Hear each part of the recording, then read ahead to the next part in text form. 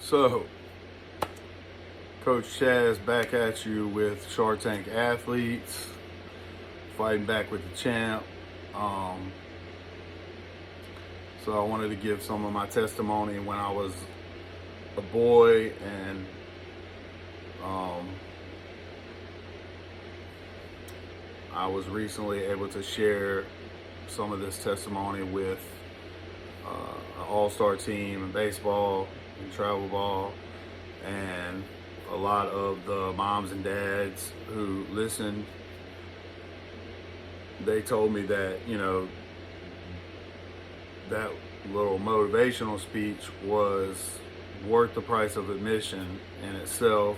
And so, that was what I aimed to do, was to motivate the boys to chase their dreams and to, train hard and to go for it, right?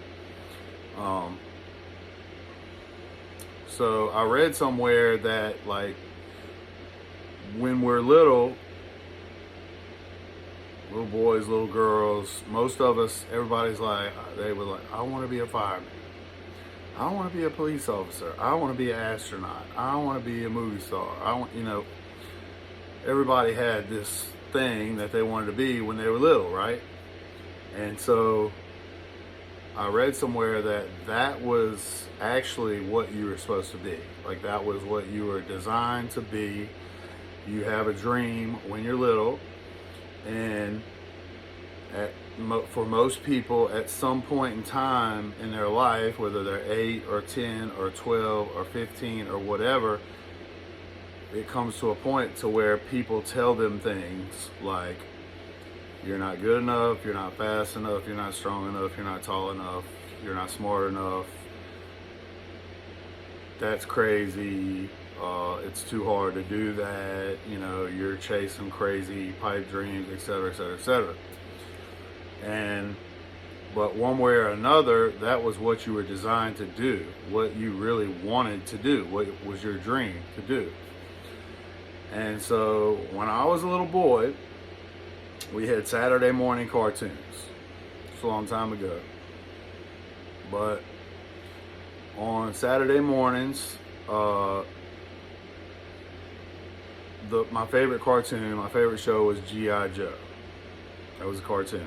It was really popular, and had action figures and stuff like that. And I wanted to be a G.I. Joe. And I was like 4 or 5 or something like that. So, and like, I would pray and I would be like, God, can I be G.I. Joe? I really want to be G.I. Joe. Like, please, God, I just really want to be G.I. Joe.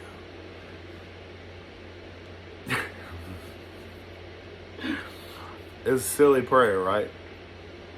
But I wanted to be the cartoon guy, like Sergeant Slaughter or whatever, the guy with the fatigues on and stuff, right? He had muscles and whatever. So, that didn't happen when I was young.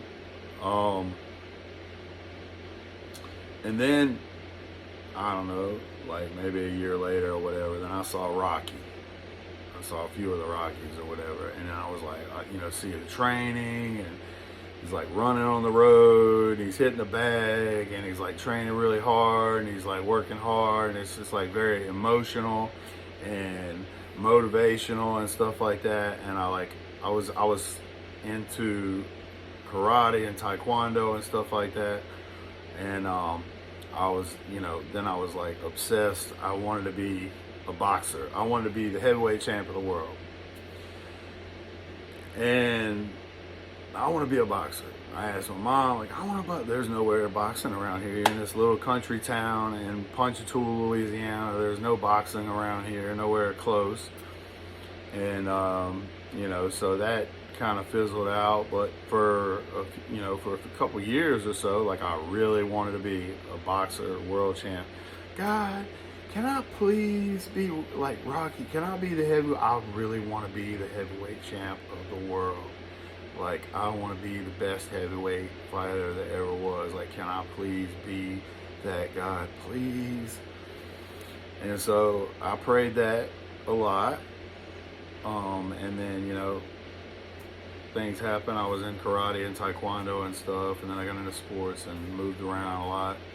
And that didn't happen when I was young either. And I was also, so I would watch these movies like a bunch of times, right? And, you go to the video store and you buy these VHS, or you rent these VHS, kind of like Blockbuster. You rent these VHS tapes, and then you watch them. I would rent when I was young, and I was like maybe in high school or junior high maybe. I would rent the UFC, like UFC 1, UFC 2, UFC 3 with like Chemo and Hoist Gracie and these guys, and I just thought that was just like, I didn't pray for that. I was a little older at that time, but I really dreamt about it. I was like, that is like the wildest thing in the world. Like, if I could be anything in the world, like even more than a football player, that would be it. I wanted to be a football player. So I wanted to play college football and stuff. But I was really into martial arts movies. I was into karate and taekwondo and kickboxing, and so I was obsessed with Kickboxer. I love Jean-Claude Van Damme. He had the Adonis body, super athletic, do all the spinning kicks and stuff. And so I wanted to be Bloodsport, Jean-Claude Van Damme. I wanted to be Kickboxer, which is about the Muay Thai in Thailand. Goes into the jungle and learns how to fight, how to do Muay Thai, and fights the Thai champion and stuff like that. And obsessed with that, obsessed with Bloodsport. And then there was Jean-Claude Van Damme had what was it? Universal Soldier. So that was when I was really young. I prayed, God, I want to be Universal Soldier. Like, I want to be the cyborg soldier. I want to be that guy. I want to be him, right? And I don't know which all ones I prayed for, but I prayed for a lot of. I want to be that guy in that movie, right? And do that and do the training, and it was all about the training, right? It was just like cool to like learn and be nothing, and then build yourself, and learn from the best of the best. And there was a movie called Best of the Best. Me and my friend watched a million times, and I wanted to do that. And that was like the Olympian. They went to the Olympics and fought. I think it was Japan or something like that. And there were a team of fighters, and they went and fought. And I wanted to be best of the best. I wanted to be G.I. Joe, Rocky, Best of the Best, Universal Soldier, Cyborg. I want to be a cop, like an undercover cop or something like that.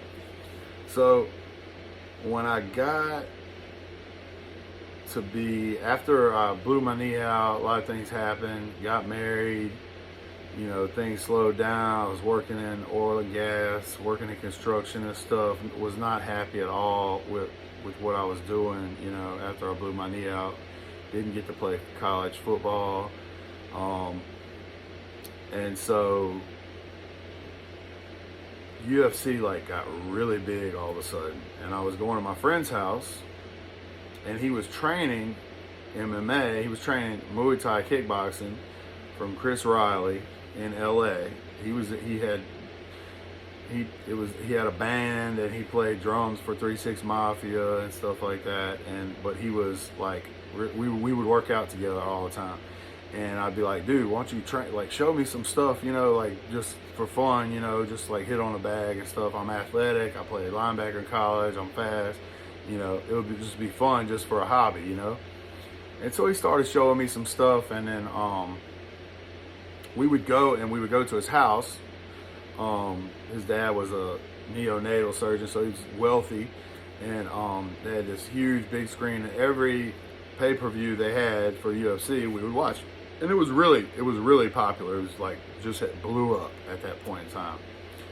Chuck Liddell and Tito Ortiz and guys like that. Rampage Jackson.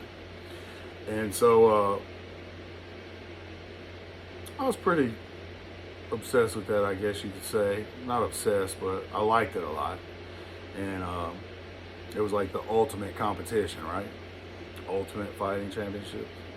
So my friend started training me a little bit, and man, I picked up stuff, boom, boom, boom, boom, because I did martial arts as a kid, so it was pretty natural for me. I was pretty flexible and athletic, and so I was like, he was like, man, you're like, you pick this stuff up like really fast, and so there started to like have shows, like MMA shows, like mostly amateur with like 1 or 2 or 3 pro bouts at the end locally in my town.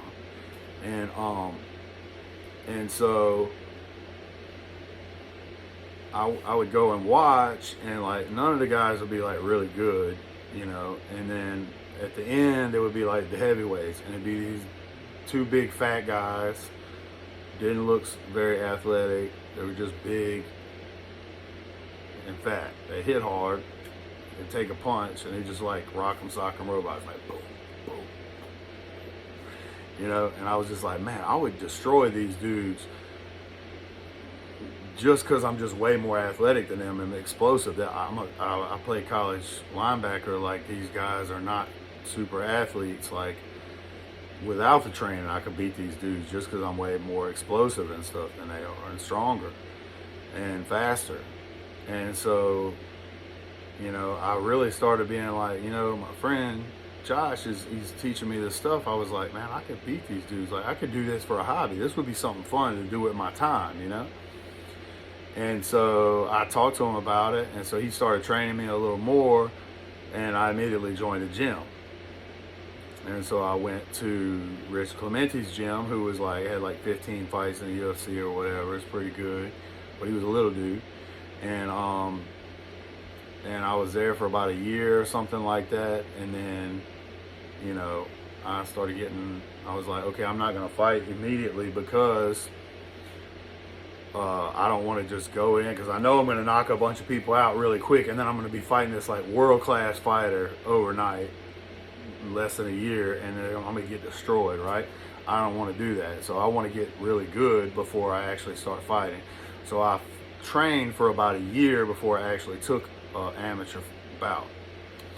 And that happened. I just kept knocking people out. Boom, boom, boom, boom, boom, boom, first round. So, and then Josh had me, like, he would bring artists into town, into Louisiana, and I would be their bodyguard, like 3-6 Mafia, Playboy Playmates, and Vanilla Ice, and Hinder, and all types of artists and stuff like that. So I got into private security and doing bodyguard and stuff like that. And then I go on to this movie set. I didn't want to do movies. I was already fighting on TV, and I was already like a world champion or whatever. So I was really kind of like too cool for school to be like trying to go get my face seen on TV in a movie. Like, I really didn't think that was, anything worthy of spending my time doing. But my friend really wanted me to do it with him, and he was into it, and he had gotten SAG, he got a SAG card and everything, he got in the union, and he was like, come on, let's do it, we're gonna be undercover cops. So I go, and he talked me into it, so I go, and they're like, so at some point in time in my life, I had, like, when I was younger, like in high school or something like that, I really like gangster movies and like Casino and Goodfellas.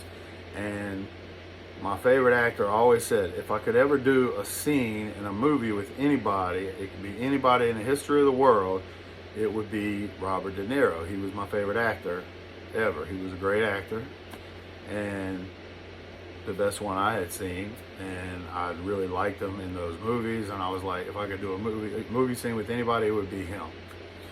And so my favorite song, not artist necessarily, but my favorite song ever was 50 Cent, Many Men, right? So we get to this movie scene, this movie set, and the guy says, one of the guys, we're all standing there talking. They're talking about etiquette and don't ask for autographs and pictures because that's, bad etiquette. You don't want to act like a professional, like you've been there before, right? So I was like, that's cool. So then somebody said De Niro, and I was like, what about De Niro? And I'm not a respecter of persons. Like, it could be Michael Jordan walk in. I'll be like, hey, cool, Michael Jordan. You want to take a picture? Like, whatever. You know what I'm saying? You're good at basketball. So what? I'm good at fighting.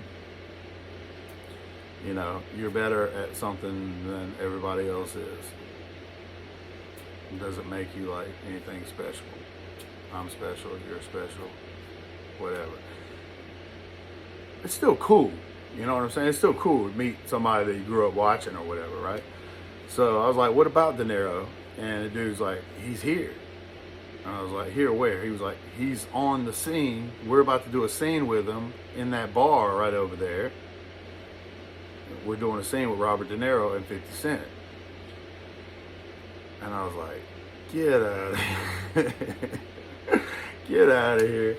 So I end up being an undercover cop, and I'll post pictures or whatever. I'll somehow figure out how to attach the pictures or whatever to the video. But so it was called Freelancers with De Niro and 50 Cent. They were cops, and I was an undercover cop in this cop bar, and it was like one of the opening scenes, and they pan off of 50 and De Niro, and they pan on to me, like taking a shot with this girl, hitting on this shot girl or whatever. And lots of people told me, hey, I saw you in that movie or whatever. And so that was pretty wild. Like, most people, people told me, like, dude, you realize that you just did a scene with your...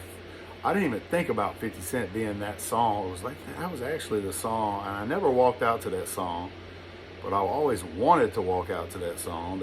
And I never could think of when I'd be nervous and stuff. And when they would say, what do you want to walk out to? And I'd be like, I don't know. What was that song I wanted to walk out to? Right? I never could think of it, right? But there's an interesting story about that too. But the first and only fight I actually ever lost, I lost one by split decision. That was total robbery. But the only fight I actually really lost was to Alex Nicholson, who I beat the brace off of. But he caught me. I was out of shape. I hurt my knee, and I wasn't in shape, and I was not able to breathe. And he caught me with my mouth open and TKO'd me. And he always walked out to Many Men by 50 Cent. Ain't that weird? So, I didn't even think about it at the time, but people were like, that were actors, they were like, dude, do you realize that most people are actors or extras for their whole life? They do it for a living, and never did they get to do a scene with their favorite actor of all time. And you just stepped on your first movie set ever and did a scene with your favorite actor of all time on your first movie. So that was a pretty good sign, like, right? Like, dang. So maybe I'm doing the right thing, So then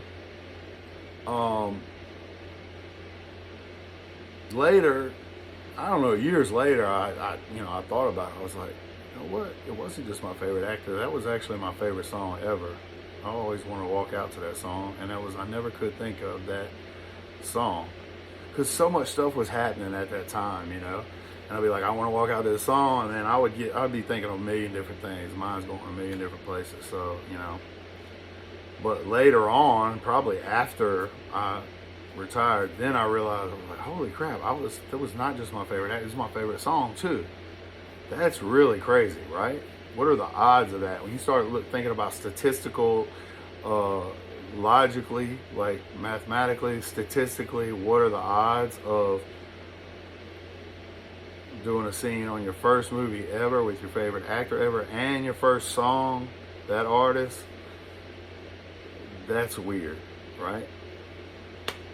So I ended up doing like 8 or 10 movies or something like that. I don't remember how many it was. But the movies that I did,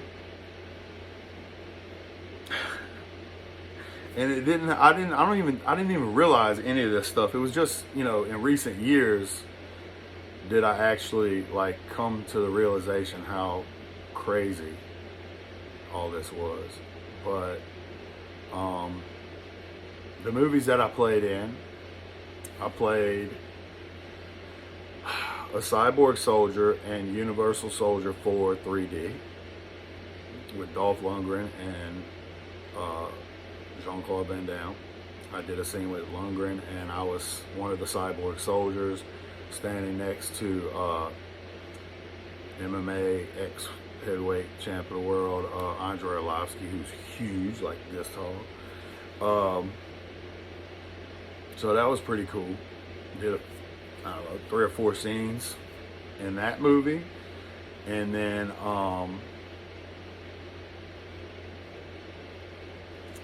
then I did like 11 days or 13 days or something. I think it was 11 days in a sand pit in St. Francisville, Louisiana, in G.I. Joe 2 Resurrection. And I played a Joe soldier, one of the G.I. Joe soldiers. And I remember it was pretty wild. It was with The Rock, Channing Tatum. I did a fight scene where I was like running and shooting a gun and stuff, which was actually, they should have given me my SAG card for that, but they didn't, and maybe that was why they cut all that, like 11 days out. They cut it completely out of the movie, so I'm not in the credits or anything like that. But I did it. I have pictures. But when I went to do wardrobe, it was in this like white tent. I've got pictures of all this stuff. So it was in this white tent, and there was like 3 racks about as long as this table, probably like 6 or 8 foot long. And they're like racks, like tall, like this, like the computers. And there's wardrobe. There's all these, they're all fatigues, military issue fatigues. And there's 3 of them. There's one like this, and then one like this, and then one like this. So 2 facing each other and one in the middle. So I start on one end. I'm trying to find my size, right?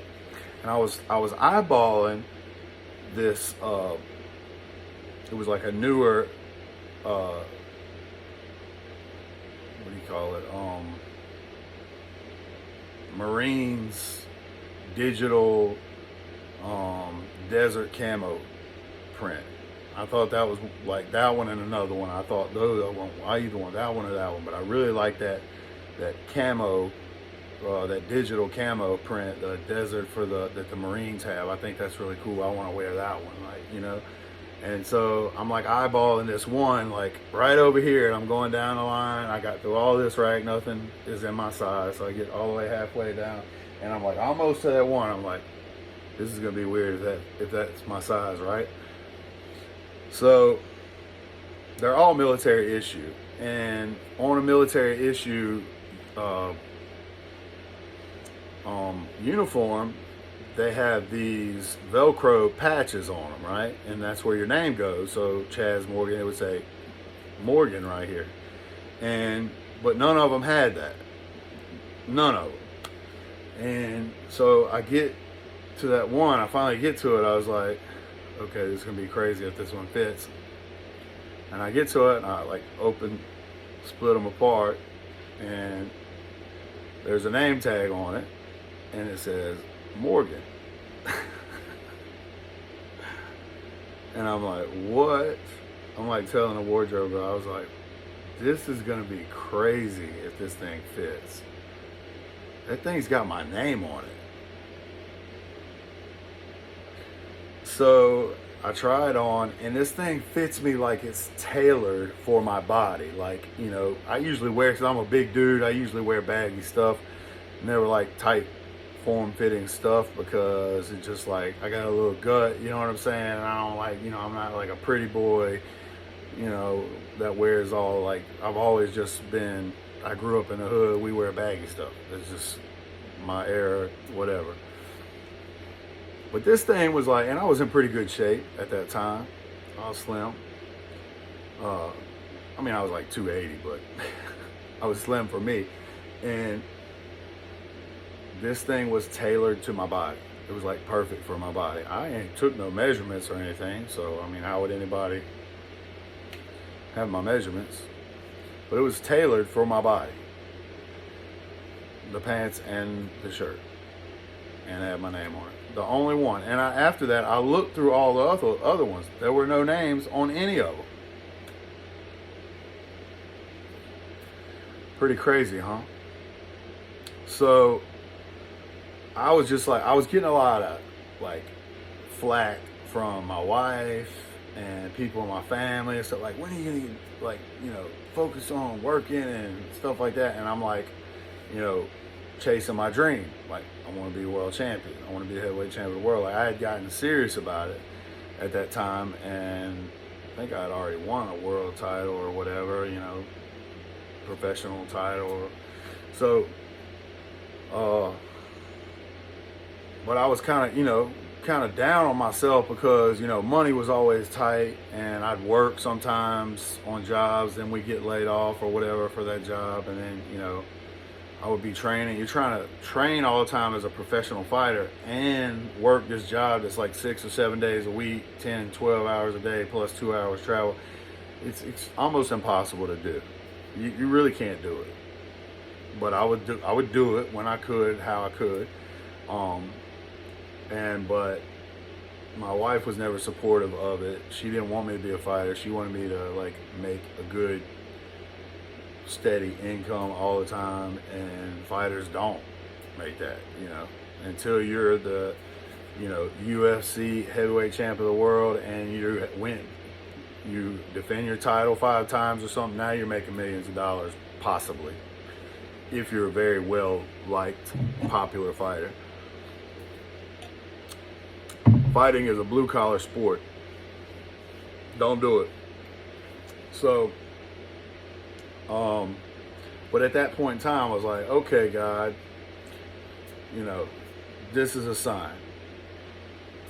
At that point in time, I didn't think about, I had prayed to be this, you know, when I was a kid. It took a long time for that to register. Dang, I prayed for this when I was a little kid, right? So, moral of the story, I guess, long story short, everything that I prayed for as a little boy, I either played it in a movie, played it in a Hollywood movie,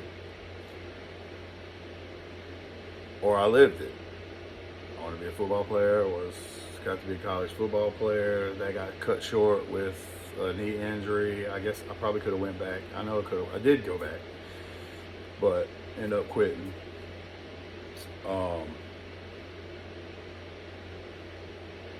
I either played it in a movie or I lived it in real life. Heavyweight champion of the world. I was a world champion in multiple sports. I was 2-time heavyweight, like super ultra heavy or whatever, in jiu-jitsu, grappling. I was the, here, I'll just show you. Because a lot of this stuff sounds like, you know, BS. There's one of them. Yeah. Pointing to God right there, you know, like, I'll do this like that. It doesn't mean number one. It does mean number one. I was number one, but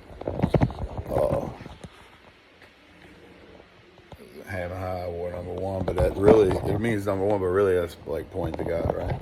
So that was when I fought main event for Roy Jones Jr., who was my favorite boxer of all time when I was a kid. Many consider him to be the greatest fighter to ever live, pound for pound.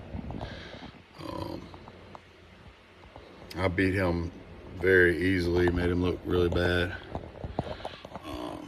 This is one of the titles. That's another one of the titles.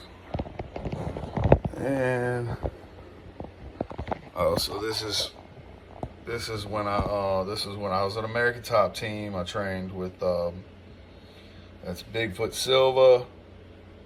He's famous, super famous. That's Big Country, Roy Nelson, super famous knockout artist.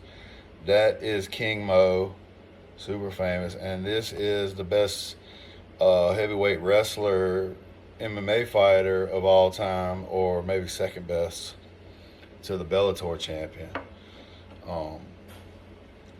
But this is one of my first fights for Roy Jones. Anyway, so where is it? Oh, here it is. I just put this in the frame the other day. So this is Naga World Championship. So a lot of people say, oh, Naga, that's nothing. But North American Grappling Association, that's the largest grappling association for jiu-jitsu and submission grappling and stuff like that. But this is the world champion. So they have little ones throughout every state and stuff like that. And then they have like the Pan Ams and stuff. I was also the U.S. Open champion. This came off of my American Top Team bag, so I cut it out. But this is the only thing that actually said world champion. That's the only thing they gave us. They gave us a belt. I had a belt somewhere around here. But this, so I was the world heavyweight world champ 2 times in jiu-jitsu. And I was the U.S. Open champion all around 13, 14, 15.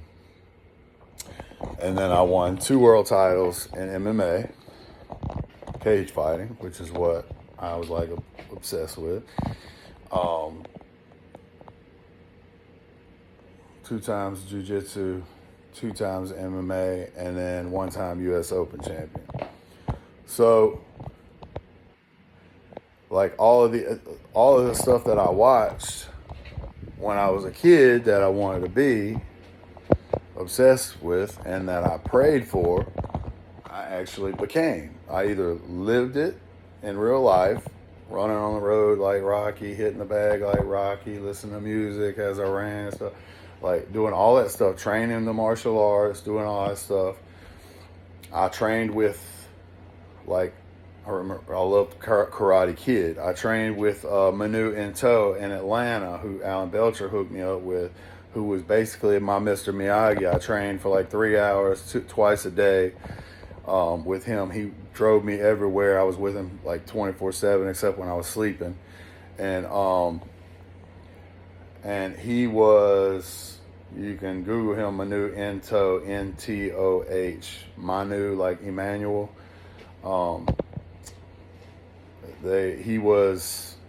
He's from Cameroon, South Africa, and he went to Thailand. He went to France. He was a like 4th or 5th generation shaman, and in Africa. And he went to France for a better life when he was a little boy. His dad took him to France, and he ended up getting into judo and then boxing. And he went to Thailand for a boxing match, and he did really well there. And the Thai mafia, they just loved him, and they like just showered him with money and gifts and women and all this stuff. And so they ended up like taking him and like kind of kidnapped him, really. I mean, he didn't know he was kidnapped, but they wouldn't let him go, you know, like they basically owned him because they were making so much money off of him. And they called him Little Golden Legs, and he was 8-time world champion in Muay Thai in Thailand, which is like you don't have a lot of Americans or other people that are not from Thailand that are Muay Thai world champions in Thailand. So he's one of the best Thai fighters of all time, and he was my coach. And really cool, really nice guy. And so he lived that story with, I think it was like Master Toddy or something, the guy from City Tong Gym in the jungle. and Kickboxer. You should watch the movie if you haven't watched Jean-Claude Van Damme Kickboxer. Like, he actually lived that story. He like lived in the jungle with this man and like taught him everything. That's where the Thais would send the great fighters to learn. And so he trained many champions himself. And so that was really cool. And I got to travel as far as Amsterdam. I trained at Majiro Gym in Amsterdam and Friesland. And my training partner was 6'11". He was like the Russian in Rocky. Huge dude. Made me look tiny. And I basically lived all of my dreams. And I played it in a movie or I lived it. So I was telling these boys, young men, I was like, you know, I was not the greatest athlete. But I believed in myself, and I believed that my prayers would be answered, and I had faith. And it didn't always happen right then, but things always came around, and all of my prayers were answered, you know. And so I was telling these boys, like, you know, I was just like some of y'all. I was a little chubby, I was skinny, but I had a gut, you know. Like, I wasn't fast, I was slow, and I wasn't athletic, and I have a super strong arm and all these things like that. But I overcame all of that stuff just working my tail off. And I believed, I prayed for it, and then I put my head down and worked for it until I got it. And that's pretty much what I've done with everything in life. I've been successful at just about everything I've ever put my mind to, that I've prayed for, had faith in, and then went and got it. So I was telling these boys, and I tell my sons, you can be anything you want to be, but you have to believe, you have to pray for it, you have to believe, and then you have to go get it. You have to work for it. Nobody's going to give it to you. But if you believe, and you truly believe in yourself and in your creator, and you have that faith, and faith can move a mountain, and it has moved mountains for me, and many times over in my life. And so this is proof right here. Those belts are proof. And so I've been, you know, I ended up, I think my official record was 10-2. Unofficial record was 12-2 with 9 first-round knockouts. At one time, I was 9-0 with 8 first-round knockouts. So basically, I need to have someone do like a Wikipedia on me and do a Guinness Book of World Records, because I'm almost positive that I have the highest knockout percentage, meaning versus my losses. Like, as far as my record is concerned, only John Jones and Mike Tyson do I know in heavyweight division or in fighting sports that I know of have more first round knockouts than I have. But they had like way more fights than me, and they both had a bunch of losses. So when you look at the number of first round knockouts that I have versus losses, I only had 2 losses on my record. One I really did not lose, and you can watch that fight. I won that hands down. They robbed me in that dude's hometown on Access TV. But so I really only lost 1 fight. But even if you count the 2 losses, I had 9 first round knockouts and 2 losses. If you count the 10-2, that's 10 fights, 9 first round knockouts, 2 losses. I know my training partner for years, like my little brother, Chase Sherman, he's listed on Fight Matrix as the highest knockout percentage, but he's got I think he's like 10-10 or 15-15 or something like that. He's got like a 500 win-loss record, but all of his wins were by knockout, because he's a tank, right? So if he hits you on the chin, you're going to sleep. but he's also lost a bunch of fights, right? So I don't really feel like that statistic, even though he fought many times in the UFC, same guy that TKO'd me, knocked him out in the first round. And I beat that dude. I broke his jaw in half here and here. It's by the grace of God, really is an act of God how he won that fight. But anyway, that's another story. But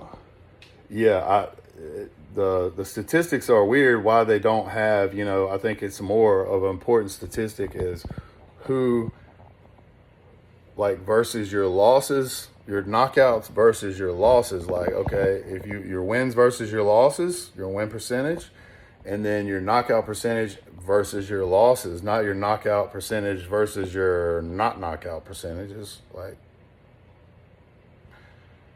I don't know. That's kind of weird. So, if anybody wants to help me with that and do a Wikipedia and a Guinness book, because I looked it up the other day, there's nothing even on there. Why they don't have, who has the most knockout percentage versus how many times they lost. Like, knocked out this many people. What happened when you didn't knock them out? Well, if you lost a whole bunch of fights, then that's not really a crazy statistic. But it's crazy when you have a bunch of fights and a bunch of wins and a bunch of KOs and only a couple losses, right?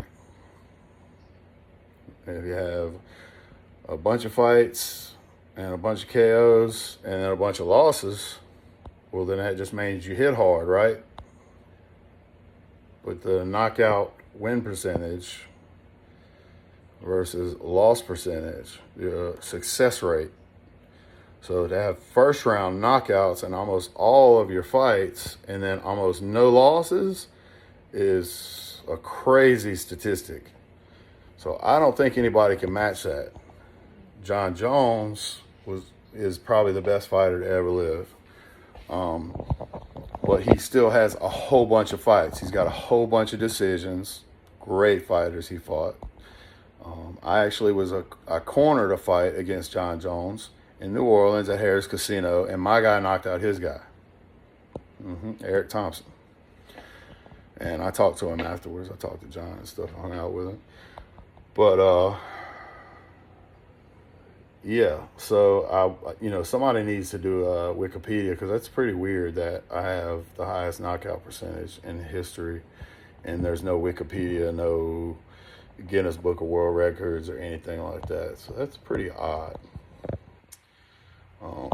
So hit me up if you want to see the pictures, and I will post the pictures with the video, and I'll get back to coaching. And I got plenty of coaching to do.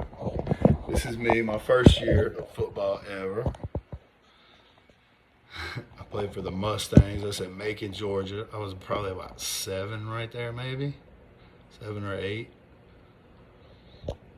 And this is my son, Rhett. He's a quarterback, running back, linebacker.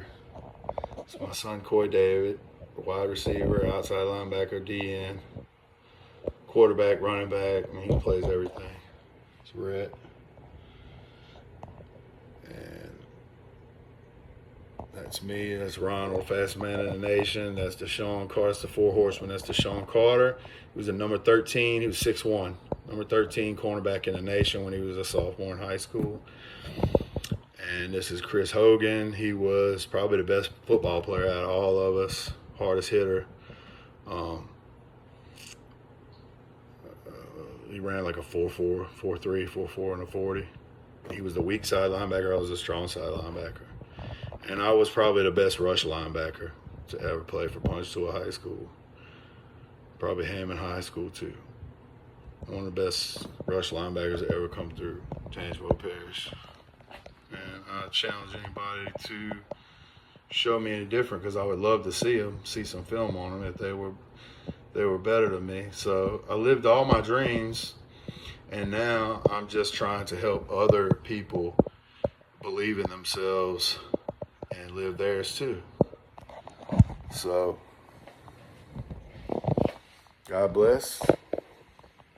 Believe in yourself. Don't listen to nobody that tells you can't. Pray for it, believe it, and then go get it.